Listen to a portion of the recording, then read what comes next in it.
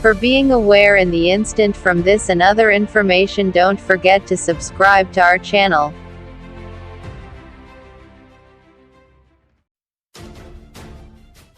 As jurors were sworn in for Harvey Weinstein's trial in New York, the judge told them in no uncertain terms that this case was not intended to be a referendum on the #MeToo movement as a whole. But the trial, which ended in him being convicted of rape and sexual assault, at times felt like one. You may find some of the details in this article upsetting. It was a watershed moment. More than 2 years after allegations started to emerge about the Hollywood producer, some of his victims finally had their chance to be heard in court. 12 jurors were tasked with ruling on sex charges against Weinstein, which he denied, in a trial that saw complex questions about consent and power dynamics on the stand. Jurors heard harrowing testimony from 6 women who, at times in tears, recounted their alleged assaults by the producer. One woman, who he was later found guilty of raping, at one point had to leave court after apparently suffering a panic attack on the stand.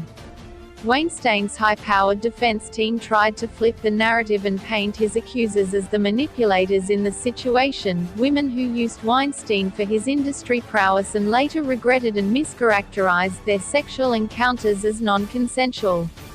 During weeks of testimony, jurors were witness to everything from claims about Weinstein's genitals being deformed to nude photographs of the movie mogul himself. Everyday journalists lined up, sometimes before sunrise, to claim a place on the press benches.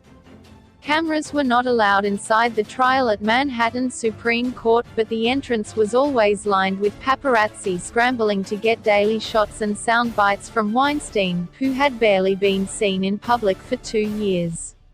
Weinstein was a giant of the movie industry in every sense. Productions in his name became synonymous with success in Hollywood, with hundreds of Oscar nominations and 81 wins across his career. On stage, as he accepted awards, his large frame would often hulk over the stars of his films. The image of Weinstein at his trial was a very different one. Once reportedly 300 pounds, 136 kilograms, he appeared frail and shuffled into court most days with his back hunched over a metal walking frame.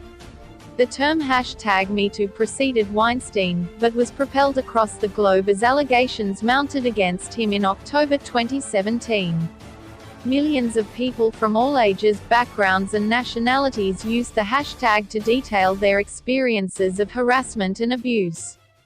Other celebrities were implicated, but it was the scale of claims against Weinstein, then arguably the most powerful man in Hollywood, that proved the most shocking. More than 100 women came forward with allegations about him, alleging everything from aggressive outbursts to serious sexual assault. Stars at the very top of the industry, like Gwyneth Paltrow and Angelina Jolie, told of unwanted advances and upsetting interactions. Other women described, often in graphic detail, alleged rapes by the producer. Weinstein has consistently denied all allegations of non-consensual sex. Despite dozens of allegations against him, these were the first to make it to trial. In this time, Weinstein all but disappeared from public view. His marriage broke up and he is said to have sought treatment for sex addiction. His business partner brother described his behavior as sick and depraved, and their production company filed for bankruptcy. During a rare interview, reportedly given without his lawyer's knowledge in December, Weinstein complained of feeling like a forgotten man within Hollywood. Speaking just one day after 3-hour surgery to ease compression on his spine, he told the New York Post that he deserved a pat on the back for everything he had done for women in film. He posed for photographs in a medical center wearing jeans and a t-shirt, which he lifted to reveal a bandage on his back from which a tube drained blood into a container fixed to a metal walking aid. The walking frame took on a starring role during the trial when an argument broke out when prosecutors labeled it a prop. Weinstein's lawyers even wanted his surgeon to testify to prove he wasn't faking his injury to gain sympathy. On the first day, a group of high-profile accusers gathered outside the court to try to face him down.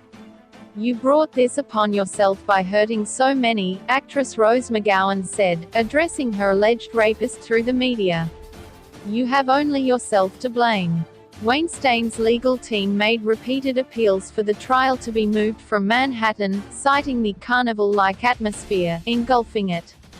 At one point, the defense complained after a flash mob of protesters chanting lyrics including, "The rapist is you," could be heard from inside the courtroom. At another, one of the world's best-known supermodels, Gigi Hadid, appeared as a potential juror.